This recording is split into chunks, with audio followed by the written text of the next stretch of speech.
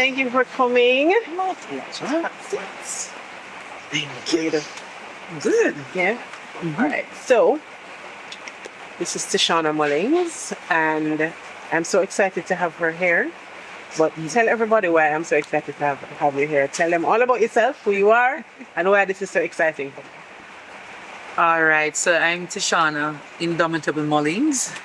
I took on that Indomitable middle name from university, where my classmates and everybody admired what they called my resilience. At that time, I didn't even realize. I was just doing what Tishauna does. Right. You know, a girl from St. Thomas, looking around me, seeing all the social issues and deciding that I'm going to use the skills and talents that I've had. And I've been doing the work from my small community, which has taken me to Kenya, Morocco, Peru, all over the world, just serving others and making the world a better place. Wonderful. And that's why you're here today, because Yes. one of the things we try to do on SoulTalk is to inspire. Yes. And I know that very often our young people from rural areas feel as if there are no opportunities for them. They're not in Yes. Kingston, so they can't do anything. So I want them to learn from your story that anything is possible. Absolutely anything. So tell us about your childhood. All right. So, very interesting childhood. I feel like on one hand, I was privileged because I was quite exposed. You know, my parents were always traveling. My primary school, they're like, come, let's get our visas. I have a smaller sister, 6 years younger than me. Right. We had our visas since primary school. So we were exposed to traveling. We didn't experience lack in terms of, we had food, we have clothes and shoes. We never had the story where we go to school barefoot and we never had this and we were hungry. However, And all of this was in St. Thomas. all of this was in St. Thomas. I grew up in St. Thomas, lived in St. Thomas all my life. Just recently in Kingston. Okay. Right? And one of the things I struggled with though was that my parents, they were always away. So there was a period of my life where I was a barrel child. Right. So I stayed with a church sister at one point. I stayed with my grandmother at one point. You know, I stayed with a far cousin that you're not even sure how you and this person are cousins. Right. And the circumstance wasn't always right in those situations. As a matter of fact, I kept on moving around like that because there was something uncomfortable. So each time I would complain to my parents, they would say, okay, when we're going away this time, we're going to leave you with that person. Right. How old were you when all of this was happening? 8, 9, Yeah. So what was your, all the way through to maybe early teen. So what was your understanding of what was happening? Why weren't your parents there? What did you understand at that age? At that age, I wasn't even clear. My father was a builder. So he would be in the Cayman Islands doing what he does. Right. And my mother would be with him. Okay. In my head, I'm like, why does she need to be there? She Right. needs to stay here and Take care of. take care of us, right? Especially in the moments when I was expressing to her that, you know, this or that is uncomfortable in these environments. I expect her to come and rescue me, so to speak. Right. You know, but that didn't happen. And then when my sister was born, I felt like I needed to be her savior, her defender. So I took on that sense of responsibility. And I guess that's where the savior complex came from. Right. So you have a favorite complex. I had a savior complex, right? So that's how I got into coming to work. Right. Because from helping my sister, defending my sister in these situations where I was abused or not treated well, I didn't want the same thing to happen to her. And then when my parents was stable, meaning at home all the time, my mother was very abusive. Right? Not even in the moments when she would come back home. You know, verbal abuse, physical abuse, which at that time she didn't see as abuse. Right. She just saw as the way To raise the child. our Jamaican Discipline. parent raise a child and Right. discipline a child. Right. But because I was a well-behaved child, I couldn't understand. I was very well behaved. Even the energy and spunk that I have now, if you met me in high school, you wouldn't think that I would have become this person. Really? Yeah, when I returned to my high school, Brian, Tishauna said she was a well-behaved child. Very well behaved. Okay. All right. I think you were. My teachers, when I came back from NCU, my teachers were surprised in terms of the person that they saw, because the turnaround happened while I was at St. Hugh's. Okay. So I went to Marbella High School for 5 years, real country girl, country school, and I decided that I wanted to do something different. Also, I wanted to be kind of distant from home. Right. And that's something that started happening. Because when I go home, it would be so chaotic. Right. Because my mother would have cuss every morning and cuss every night. If you wake up too early, she say, "Oh, you wake up early and make too much noise in the house." If you wake up late, she would say, "This is not a hospital." So it's just always an argument. Right. Right? So that's one of the reasons why I wanted to go away to Kingston to school. Okay. And it was while I was at So you went to St. Hugh's for sixth form. For sixth form. Okay. So just 2 years at St. Hugh's. And my guidance counselor, I used to sit in my guidance counselor's in the foyer, just sitting there because I needed help, I needed direction, but I didn't even have the confidence enough to ask. Wow. So I would just sit there every lunchtime, hoping that she would see me, notice me, and ask me if I need help. You know, so I'm listening to you. And it's very difficult for me to reconcile what you're saying to me now with the person I know. He's confident, understand. strong, go-getter. You know what I mean? It's interesting. So I'm waiting to hear where the turnaround came and where the turnaround happened. So you're in sixth form at St. Hugh's. Having come to the big city. Yes. Kingston, them talking as big city. But anyway. It was quite a big city for me then. As a country girl, I'm not going to deny it. All right. And so you're waiting for the guidance counselor to notice you and ask you, "Hey, how can I help?" Yeah. And so sure enough, one day she said, "I'm sending the head girl to the UNICEF Child Researcher Competition. Do you want to go too?" And it was almost like annoyance. Like, Right. You're just here. Just here every time. So I said, yes. Because I was afraid to say no. Wow. Because I was afraid to say no to any kind of authority. Because I couldn't say no to my mother. Are you crazy? You want me to have all my 32 down my throat? I couldn't say no to her. So because of that, I said yes. So when I went home now, I realized while I was on the bus going back to St. Thomas, because I used to go back and forth every day, I'm like, what am I going to do about this? Yes, because now I can't go back and tell the guidance counselor no. You're not remember that. And now I am scared, I'm petrified. How am I going to do a speech? So hold on there. You were backing and forth in between St. Thomas and Kingston? Every single day. Oh, really?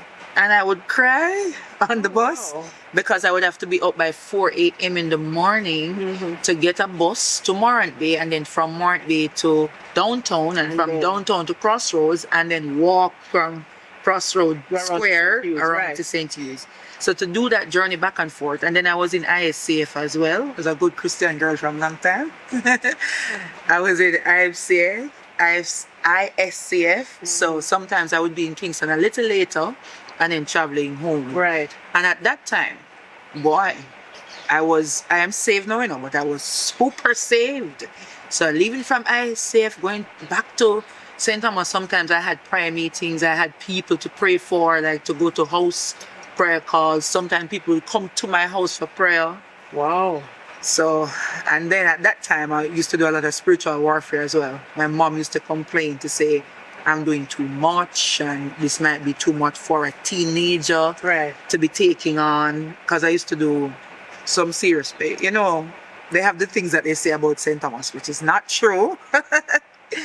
But sometimes we'd have some serious cases to pray for, if you know what I mean. No clue what you mean, but okay. But okay, we fast forward to the UNICEF Child Researcher Competition. Yes.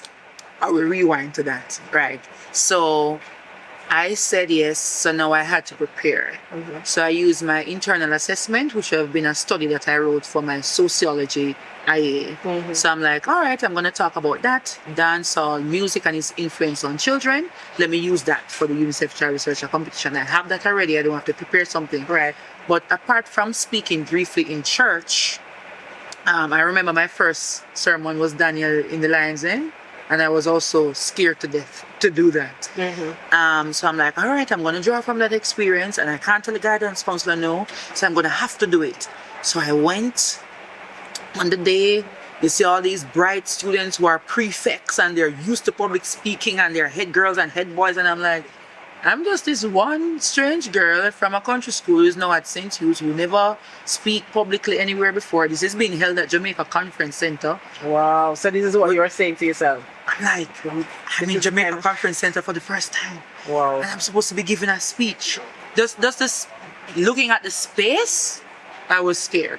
All right. Stick up in right now, so we're here at the beautiful Pages in the Gardens at Hope Botanical Gardens in Kingston, Jamaica, and we're speaking with the beautiful, indomitable Tishauna Mullings, and she was just telling us about her sojourn to the Jamaica Conference Center for this speech that you had to give that terrified you. Yes. We can't imagine her being terrified, but okay.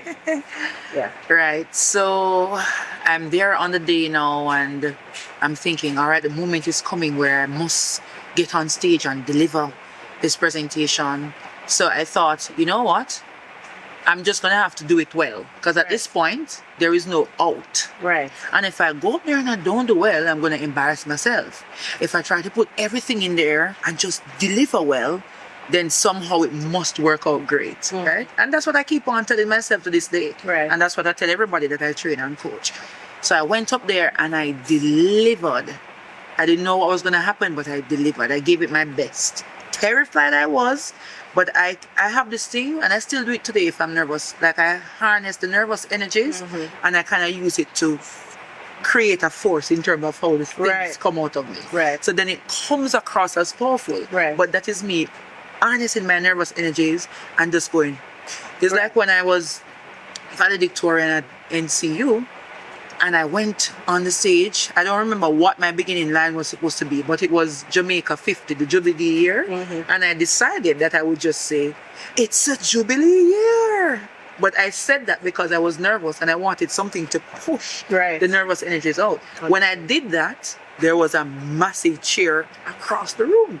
And I'm like, while they were cheering, I'm coming down. So it's something similar that I did in those early days, the UNICEF thing. So I was there now waiting to hear the announcement, and they gave out a number of sectional awards and then announced a winner. The winner was Daniel Edwards, who actually comes to our church, and I got a sectional award for Best Orator. I could not believe it. That was my first public presentation. Didn't see myself as a public speaker. I won an award. I actually Googled what orator meant. Wow. At that time, I Googled it because I couldn't believe that it meant that I would have won the Best Speaker Award. And I remember I got a set of dictionaries, thesaurus, and I studied that thesaurus, because I want to know, amplify my vocabulary. And I didn't see myself as having any other talents. So you made a decision at that moment that this was your talent. Yes. And this was what you're going to develop and move into. Because I had other little talents, but there was something in my mind just telling me that I'm not talented. I can't sing, I can't draw, I can't run, I can't do nothing. And then because those narratives would have been emboldened by the people around me, sometimes indirectly, you're darky, don't send Tishauna, she too slight, send that other one, them have more sense. So they're always saying these things about me, so I kind of internalize it and believe the self-fulfilling prophecy. I'm nothing. That's what I thought. So realizing that this could potentially be a thing, I hung on to it. All right. So you keep mentioning NCU. So you leave St. Thomas, you come to Kingston. How you end up in Manchester? Well, I applied to UA. I applied to NCU. My mom was making a lot of decisions for me then, because I had gotten through for St. George's and St. Hugh's, and she said, go to St. Hugh's, because there's lots of men, boys at St. George's. And then when I got through for UE and NCU, she said, go to NCU because it's a Christian school. So I really wanted to go to UE though, but I ended up in Mandeville. But I thought, all right, I love to explore. Further away further away from home, because I was always trying to be further away from home. And so I went to NCU and did psychology, minor in business. So what was the thinking behind that? The psychology period with business. Along the journey when I was studying psychology, I felt like I wanted to be an entrepreneur. So I thought, okay, maybe the business could work. Right. And then I started realizing that speaking could be a business. Studying guys like Les Brown and Tony Robbins, and I'm like, okay, people can make 10,000 US from speaking. No want that. So jump fast forward now, catapult into Tishauna today, using all of those skills, the UNICEF experience, the training in psychology, the training in business, combining all of that to your life today now. Tell me about that. Well, I made a promise in my valedictory address that I wanted to solve big issues in the world. And I remember the line where I said, I don't want these solutions to only be a panacea. I want them to be real practical solutions. So because I was owning the skill of speaking, and I also did life coaching studies while I was a student, independently, somewhere else, I thought, how can I harness the skills that I have to actually make money and make an impact on the world? Right. So that's what led to the creation of who I am, what I do. And I actually went on the Obama program in 2016. That's where I really learned how to make money from doing a social business. And so next step is about 12 or 13 years So this is what years I'm old asking now. What is that thing that you have become now? Okay, so I do so many things, so sometimes when people see me, they get confused. But there's one title, the key title under which everything else hangs. I'm a social development practitioner. So I use my voice for change. So that might see me doing a keynote at a national development event, conference, under my business, Next Step Lifelong Educational Services. It's a social enterprise. So we're a training consultancy. We teach everything on the soft skill spectrum, from leadership to customer service. What makes us a social enterprise is that we run internship programs for unattached young people, especially from rural communities, where they get to learn the world of work through our training consultancy. And you do, like you mentioned, life coaching. Yes. So that has kind of morphed into using the life coaching skills to embolden the other activities that I do. So what the coaching that I offer now is career advancement coaching, which is, yes, kind of life coaching, but it's focused on, you know, let's say you want to make a career change, or you're just out of university and you're seeking to, you know, find your grounding in terms of your career. Right. So that's what I focus on. So let me ask you a question. Looking back at little Tishauna at 8 years old, wondering, why is it mommy here? I understand why daddy isn't here, but I don't understand why mommy is not here. I'm getting all of this abuse from places that she's leaving me. When she comes home, I'm getting abused. I don't have any talent. That little girl, looking back at her now, what would you say to her if you were to meet her in one of your sessions? I would tell her, don't wait for validation from anybody.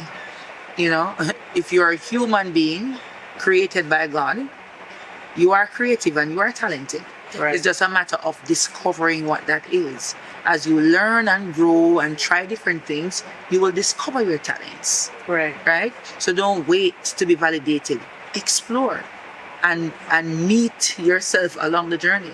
I've met different sides of myself. Meet yourself along the journey. I love that. Yeah. And it continues. You know what I mean? Because nowadays I'm no longer shy, but there are things that I have to challenge myself to do.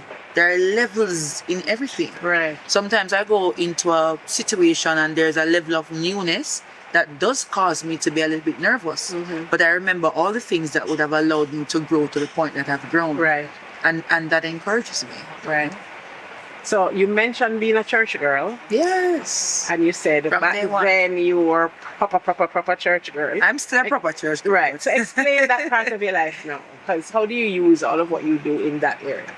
So I got baptized at 10 years old. But before getting baptized, I was always going to church. The lane that I live on, my church is on the same lane. So I used to say my life was this triangle: church, home, school, church, home, school.